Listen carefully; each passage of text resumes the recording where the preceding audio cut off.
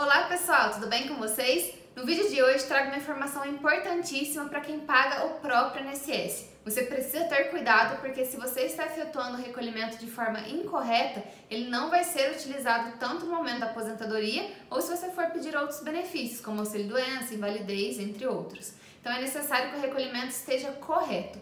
E se ele está incorreto, você precisa corrigir essa informação a partir de agora e também corrigir essa informação lá atrás. No vídeo de hoje, então, eu trago 6 casos que mais acontecem de recolhimento incorreto para que você possa corrigir. Mas antes do conteúdo, peço que você se inscreva no canal, curta esse vídeo e compartilhe com seus amigos para que todo mundo fique por dentro de tudo que acontece na Previdência Social. Relembro vocês os nossos cursos. Ali na descrição do vídeo tem o link para você acessar as nossas outras redes sociais também. Me segue também lá no meu Instagram, a DV Gabriela Lopes. Lá tem outras dicas para vocês e também no dia a dia do escritório. E para quem ainda não me conhece, meu nome é Gabriela Lopes, eu sou advogada especialista em direito previdenciário. Estou aqui hoje para te ajudar a resolver os seus problemas com o INSS.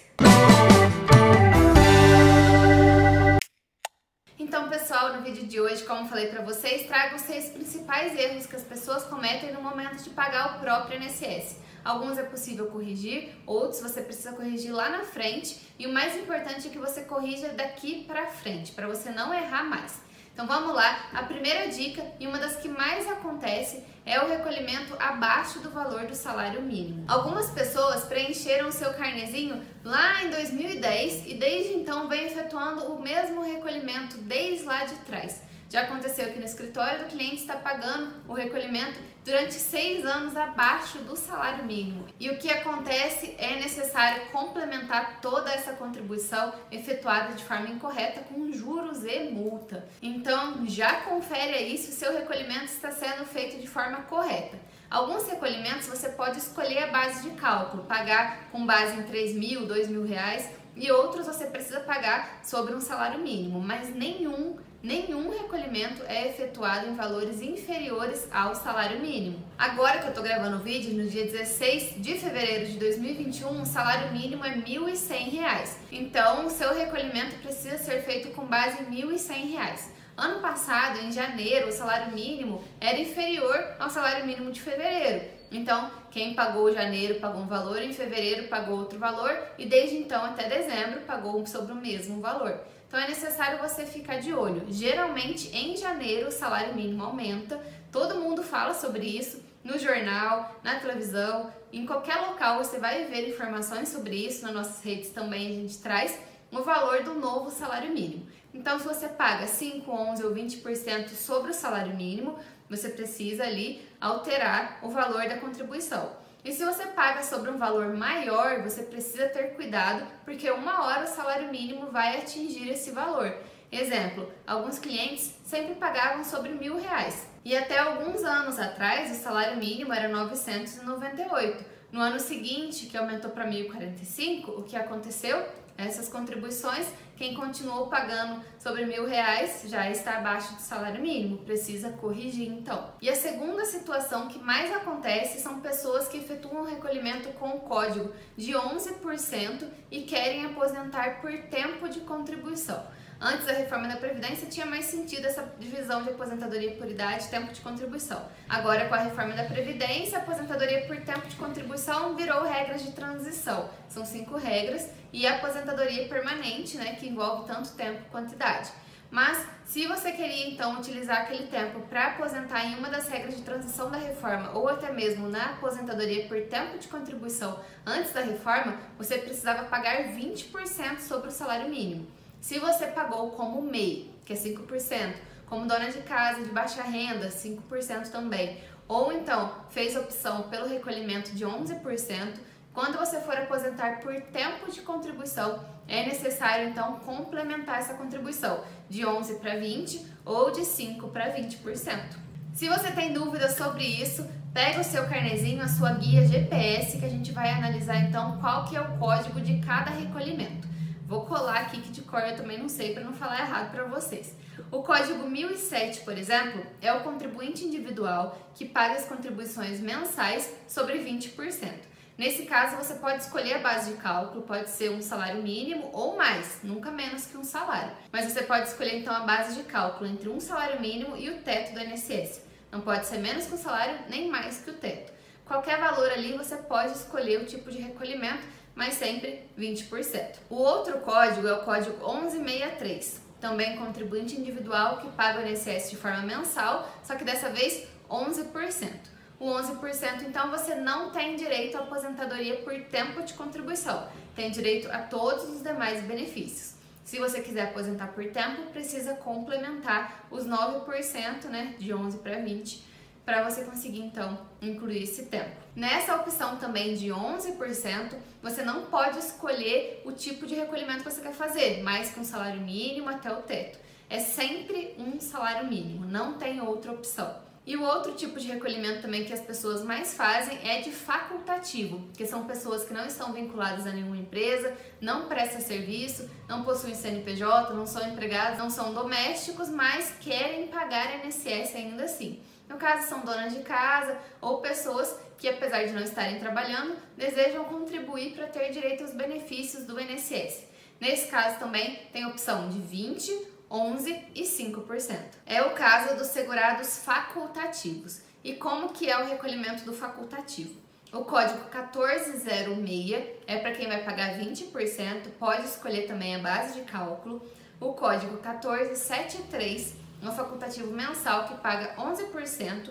E o código 1929, que é o facultativo que paga 5%, mas precisa comprovar que possui baixa renda. Essa baixa renda é comprovada pelo CAD único feito lá no CRAS, geralmente. Se você usa esses códigos para pagamento, 20% pode escolher a base de cálculo e recebe qualquer benefício. 11% é sempre um salário mínimo e você não pode aposentar por tempo de contribuição. Os demais recolhimentos, ok, você recebe. O de 5% também, e no exemplo que eu dei, que é o facultativo baixa renda, você precisa comprovar a baixa renda. Também tem o caso do MEI, que paga outra guia, não é a guia GPS, é a guia DAS, mas também é 5% que consta no INSS. Se quiser complementar, de 5 para 20, paga essa diferença de 15%. A terceira questão que mais aparece são pessoas que efetuam 2 vezes o mesmo recolhimento. E o que acontece? Paga 2 vezes, por exemplo, em janeiro de 2021. Se a contribuição é sobre 20%, vai ser somado o valor das duas e o valor das duas, da soma, é que vai corresponder lá o valor, que vai calcular o valor do seu benefício e tudo mais. Então, por exemplo, eu paguei 2 vezes janeiro no valor de R$2.000. Vai constar no INSS que em janeiro eu paguei R$4.000, a soma dos dois. Mas se o seu recolhimento é de 11% ou 5%, não ultrapassa um salário mínimo, não pode ultrapassar. Então, se você paga, por exemplo, 1.100, depois paga 1.100 de novo sobre o mesmo recolhimento, vai considerar uma vez só 1.100, não vai somar para dar 2.200. Então, neste caso, se você efetuou o recolhimento depois da reforma da Previdência, a lei autoriza que você faça ajustes para você jogar essa contribuição que está sobrando para um outro mês, ou então unir ela com outro mês que está abaixo do mínimo, aí você pode fazer esse jogo com as suas contribuições.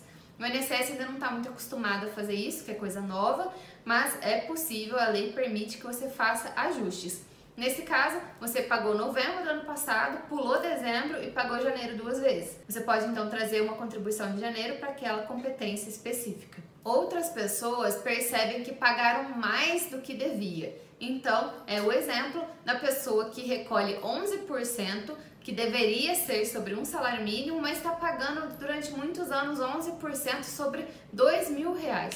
E aí, o que acontece? Algumas pessoas nem sabem que pagam de forma incorreta. É possível que você não faça nada e você aposente por idade, não precise complementar essas contribuições e aí o dinheiro é perdido. Se você for manter esse recolhimento sobre 11%, né, até a aposentadoria e aposentar por idade. Então o INSS nem vai olhar. Agora, se você precisar complementar para aposentar por tempo de contribuição, tem um pouquinho ali sobrando. Então, pode ser que a sua complementação seja em valores inferiores, né, ao que você imaginaria estar pagando, caso fosse pagar sobre tudo, porque tem um pouquinho de contribuição sobrando. E a terceira opção é pedir a restituição. Alguns casos é possível, através de um programa que se chama Perdicomp, da Receita Federal, de fazer esse recolhimento, de receber de volta o valor do recolhimento pago de forma incorreta. Mas não são todas as situações. E essa já foi a quarta dica, né? A quinta dica é para quem quer pagar o INSS de forma atrasada, nem sempre pode. Então, se você é facultativo, por exemplo, no máximo que você pode pagar em atraso é o período de 6 meses. Se você pagar hoje, então, uma contribuição lá de 2018 como facultativo, você perdeu a contribuição. O INSS vai receber, mas não vai contar para fins de aposentadoria, para carência, para nada. Então tenha muito cuidado. Da mesma forma, a sexta dica é quem quer indenizar o INSS. Muitas pessoas resolvem pagar o INSS em atraso e sem análise nenhuma, sem solicitação ao INSS, sem buscar um advogado, vai lá e paga os últimos 5 anos. Tudo em atraso, porque é possível gerar pelo site do INSS, realmente é possível, o site vai gerar para você com juros e correção monetária, e você vai lá e paga R$25 mil de contribuição. Se você não comprovar a atividade, se você não tiver primeiro em dia, se você não tiver os requisitos necessários para poder efetuar essa contribuição em atraso, como qualidade de segurado, que é exigido, a primeira contribuição em dia, prova da atividade, muitas vezes o INSS vai desconsiderar totalmente o seu recolhimento. E aí você perdeu R$25 mil, do jeito do exemplo que eu dei para vocês. Então é necessário analisar antes de efetuar o recolhimento. Geralmente eu peço para o INSS mesmo calcular antes de mandar o cliente pagar, né? Eu faço o pedido no momento da aposentadoria, explico toda a situação, falo que a pessoa tem direito, aí depois que o INSS confirma que a pessoa paga, não faço pagamento antes não. Geralmente, alguns casos precisa efetuar o pagamento antes, mas é só quando a gente tem certeza absoluta que é possível. Então, pessoal, as 6 dicas são essas. A primeira, não pagar INSS menos que um salário mínimo. A segunda, ter cuidado com os códigos de pagamento, pode ser 20, 11 ou 5%. A terceira, alguns casos você paga sobre 11%, mas devia ser 20, outros você paga sobre 20, mas devia ser 1%. Não pode, tem que ter cuidado com o código de recolhimento. A quarta dica é para você que paga além do que devia. Se você tem que pagar somente sobre um salário mínimo, não adianta pagar mais, porque o INSS vai considerar somente um salário mínimo. Precisa ter cuidado, então, com o código de recolhimento, porque nem todos você pode escolher a base de cálculo para pagamento. A quinta dica foi em relação ao pagamento em atraso, que nem sempre é possível fazer. E a sexta dica, não foi muito bem nessa ordem não, mas a sexta dica foi em relação a você poder fazer ajustes, né? Complementar as contribuições ou somar duas para virar uma contribuição só. Essa foi a última dica. Então vai lá, analise seus carnês de pagamento, analise as guias GPS, acesse o meu INSS, faça o download do seu CNIS, veja se tem pagamento em atraso, se tem pagamento extemporâneo, se tem pagamento abaixo do salário mínimo, para decidir se vai arrumar agora ou se vai deixar para arrumar mais para frente no momento de pedir benefício. Mas lembre-se sempre dos juros e multas, sempre vai ter, tá? Então às vezes fazer antes é melhor do que pagar lá na frente com juros e multa. Então é isso, espero que vocês tenham gostado dos vídeos, deixa ali nos comentários que a gente costuma responder todos e vejo vocês na próxima quarta com um novo vídeo. Até lá!